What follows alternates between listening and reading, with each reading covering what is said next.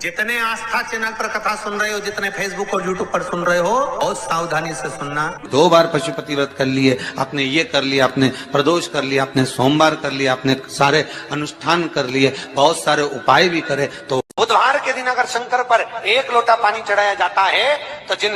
लड़कियों का विवाह नहीं हो रहा, जिन बच्चों का विवाह नहीं हो रहा, उन बच्चों के भी विवाह हो जाते हैं। हमारा दुनिया का कितना भी दरिद्र व्यक्ति हो,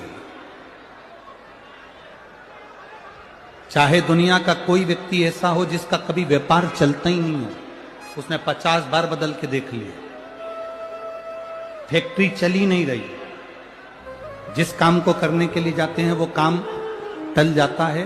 आज की जगह कल, कल की जगह परसों, परसों की जगह नरसों, काम होता ही नहीं। बेटा बेटी का संबंध करने जा रहे हैं पर हो ही नहीं रहा।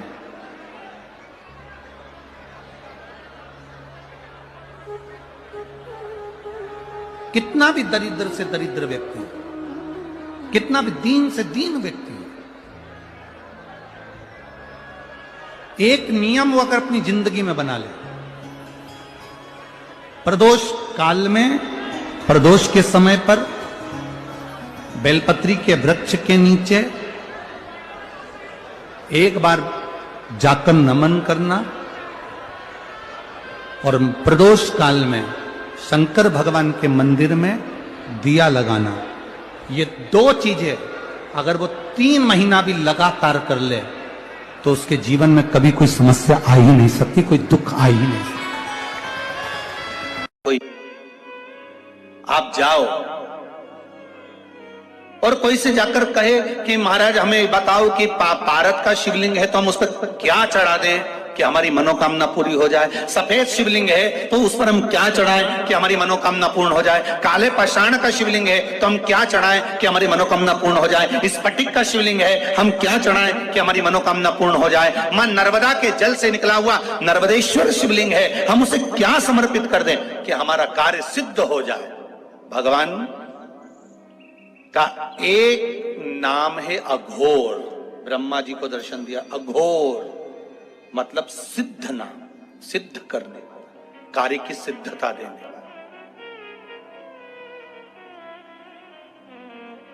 और बहुत ध्यान से सुनना भाई, नवेगांव वालों, फिर कहूंगा, अगर दिल में कोई बात है और आपकी वो कामना पूरी नहीं हो रही, बहुत प्रयास कर लिया आपने, कामना सिद्ध नहीं हो रही, 1 लोटा जल, एक जल का पात्र लीजिए, उस जल के पात्र को लेकर उसमें थोड़ा सा लाल चंदन डालकर बेलपत्री के वृक्ष के नीचे और देवादिदेव महादेव को चढ़ाना प्रारंभ कर दीजिए, शिव को चढ़ाना थोड़ा सा जल। उसके बाद में 1 लोटा जल स्वच्छ फिर शिव जी को चढ़ाओ।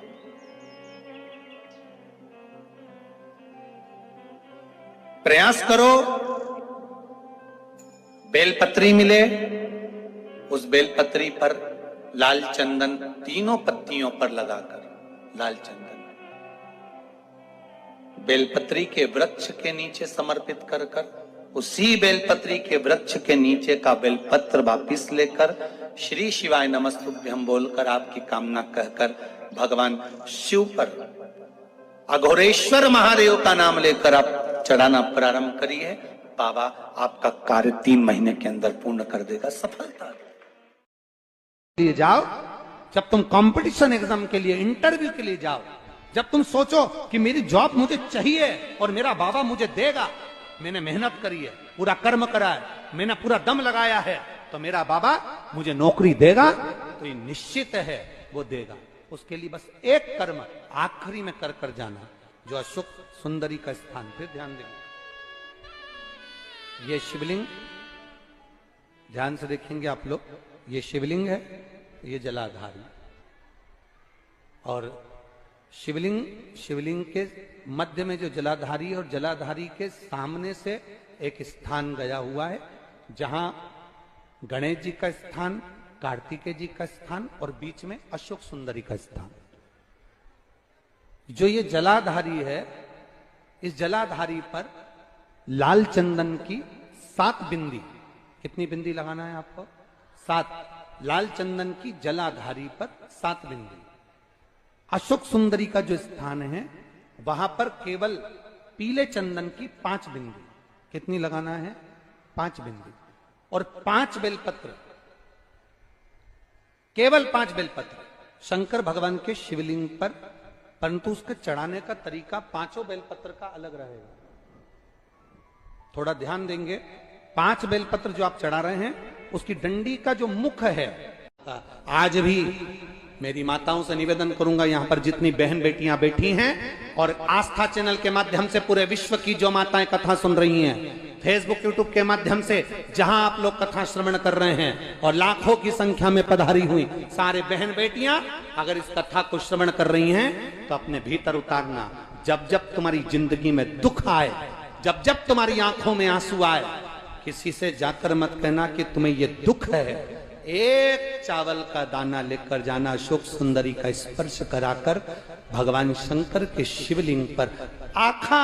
आखा मतलब टूटा हुआ नहीं, पूर्ण अक्षत शिव को समर्पित करना। ज्यादा से ज्यादा 8 दिन, 15 दिन, 20 दिन बाबा को चढ़ा कर देखना, तेरी आंख में आंसू नहीं रहने देगा मेरा भोलेनाथ, ये निश्चित।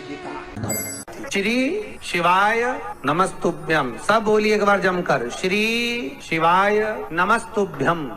प्रैक्टिकल जरूर करना, कहीं सियोर वाला महाराज झूठ तो नहीं बोल रहा। शास्त्रों की बातें हमारे जीवन में हमें सुख प्रदान करे, इसलिए इस भाव का आनंद करते हुए